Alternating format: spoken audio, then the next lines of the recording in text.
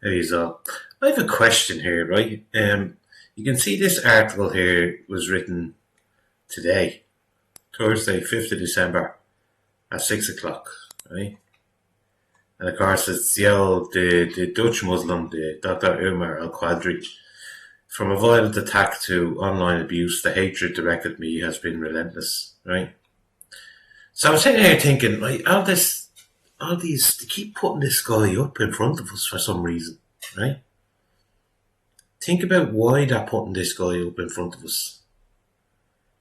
You know, he's part of the push to keep that divide going. You know, so I'm just at the end of my head count, but he's a push right to go because he ran in the most recent elections, and I think he got like 400 votes, 500 votes, something like that in total, right? So he was out before even the first count took place. Just shows you the amount of people. So it's not many people voting for this guy. Even the voting has him like last, right? Wherever he ran. But he's still got a headline. Like, this is the Irish Times. A whole section on this guy. And did he just give them airtime so they could just get up there and cry baby all the time? Do you know? It says here, diversity makes Ireland stronger, but is under threat from rising intolerance from those who say you're not Irish if you don't have a grandparent who fought for Irish independence. What a bleeding headline. Is this where all the people get their ideas? Like, this must be, because that's what, something to that effect, that sentence there, because you don't have a grandparent who fought. That's like something an NPC would say on like Twitter or something like that, isn't it? So this is where they're getting their killer headlines from. The mainstream media, the Irish slimes. Let's have a little look-see through here. He says, hey, give us a second. He says, an Arabic proverb says that words are mere echoes until you see with your own eyes. Oh, is that true, is it? Is that true? Is it to keep hiding all these attacks that are happening or playing them down? Right? In recent months, I have personally experienced the harsh reality of racism and Islamophobia. There we go. Now, I know they're not the first newspaper to put this word out there, but, this is all foreseen, people. This is all foreseen. Now, you see that word Islamophobia, right? What's the first thing that springs into your mind? That was just a question for yourself. I'm going to tell you why they're putting this word out there. It's another boogeyman statement, The way they've been mentioning the words far right, boogeyman argument. Here is another one for you. Islamophobia. I'm sure if you talk to the majority of people that might have concerns about Islam itself, one would be Sharia law. Now, if you look at Sharia law and you still, as someone from the Western world or from a Christian background or another religion, Sharia law is not good. It's not a Western thing, It's not in our heads to go around marrying children. We don't marry children, people. Okay?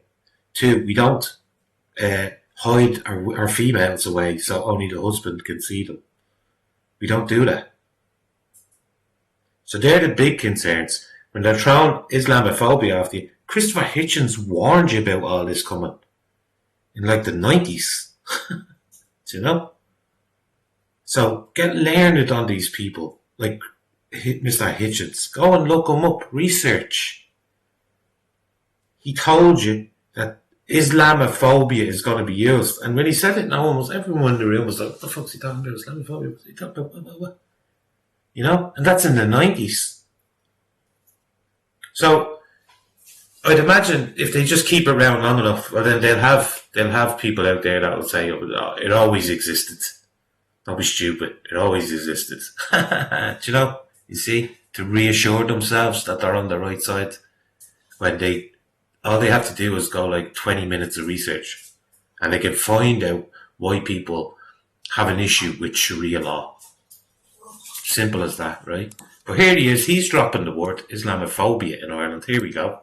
Be ready for that to be used like crazy now. Mainstream will go crazy with this word, just to feed it into the NPCs that when they're reading this, that they think it's reality, and it's like 100% truthful. From a violent attack in February, set up to the continuous online abuse I endured during my European election campaign, and again in the most recent general elections, the hatred directed at me has been relentless. This wasn't just about any insults or bigotry. It became deeply personal. People questioned my loyalty to Ireland, accusing me of promoting Sharia law. Huh? So, in a way, they let you know. They tell you everything. Let me do this. I found this out that I can search how many times that word is on the page. It's Control F. Sharia law is on the page once. So it's only on the page once. Because they have to tell you. Accusing me of promoting Sharia law or claiming I wasn't truly Irish because of the colour of my skin or the fact that I don't have a grandparent who fought for Irish independence. Good luck. Such remarks are more than ignorant. They reflect a narrow, harmful understanding of what it means to belong to this beautiful country, which has been my home for 21 years. But if you're here 21 years, you should know how we feel. You should know how the Irish people truly feel. And how protective Irish people can be of their culture and their heritage. You should know this if you're here 21 years. But you don't. And you keep getting put in front of us to antagonise us, gaslight us. That's what he's there for. Girls, just give us a few minutes, please. Sorry, the dogs. That's all he's there for. He's just there to antagonise us. And feed into this. Feed this words like this out. Islamophobia. That's what he's there for. Of course, they throw in the racism, bigotry. Look, all the trigger words for the NPCs. Irish identity is not about skin colour, birthplace or ancestry. It is about being part of a community, sharing the values of that community and working together towards a better future. So then you should be like other Irish communities are. Loads of Irish communities out there are trying to show that they're concerned about what's getting put into their area. But he's happy to just label all them as far right, and racist. But while he gets these big spreadsheets on places like the Irish Times, it's the money they have to pump behind all this stuff. It's the one difference between, say, the likes of myself out here just reporting and showing you that these are lying to us constantly and the backing that they have, Even though there might be more people out there listening and following things that myself and others on here might say. But these big companies like the Irish Limes, the money they have is ridiculous.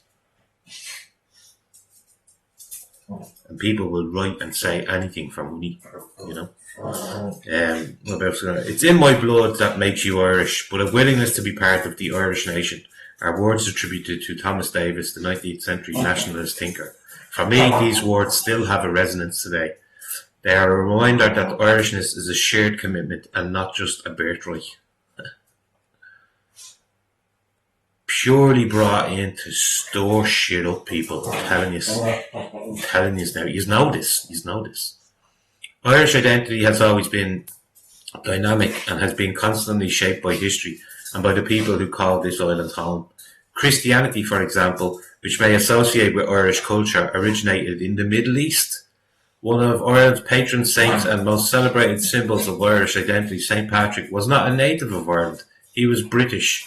Reducing Irish to a narrow and outdated definition is to ignore the richness of this island's history and diversity. So I don't like what's he trying to get at here by saying, throwing St. Patrick in there, Christianity in there, He still goes by Islamic law, this fella. He still goes by Islamic law, even though he's talking about Christianity and all this stuff.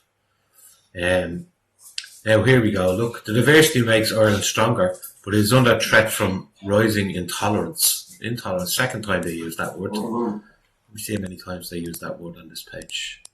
That's a little handy thing to note. Control F lets you search, right? Intolerance is on the page twice, right? So it's once in the headline and then once there. The tragic killing of 8-year-old Malika Noor Al-Khatib and the attack on her mother has deeply shocked the nation. It is disturbing to see such incidents weaponized by some to spread division and target migrants. Well, who was the attack by? I wonder if they mention who the attack was by. No, of course they don't. Look, they go off then on a big spiel about the Netherlands and all this. It's a far right. The idea it's a far right figure such as Geert Wilders. So he's attacking people back. He's attacking public representatives back in Holland while he's at it as well. But be wary of this guy, people. I know most people that watch my videos know, but be wary of him. Very dangerous man. And remember, they can lie. They can lie for Allah. They're allowed to lie and deceive and cheat for Allah. So remember that. And he finished last and they're giving him all these big spreads, I mean, who else out there? Gavin Pepper didn't finish last, but you don't see him getting big spreads in these Irish slimes. Because he's not out there talking about Islamophobia. That's what they want to hype now. Islamophobia. That's the next step. Make the sheep more accepting of all these males coming in. But they're supporters of Islam. We must let them in. Don't show any Islamophobia. It's such a weak, useless card, but it works every time on the bleeding sheep.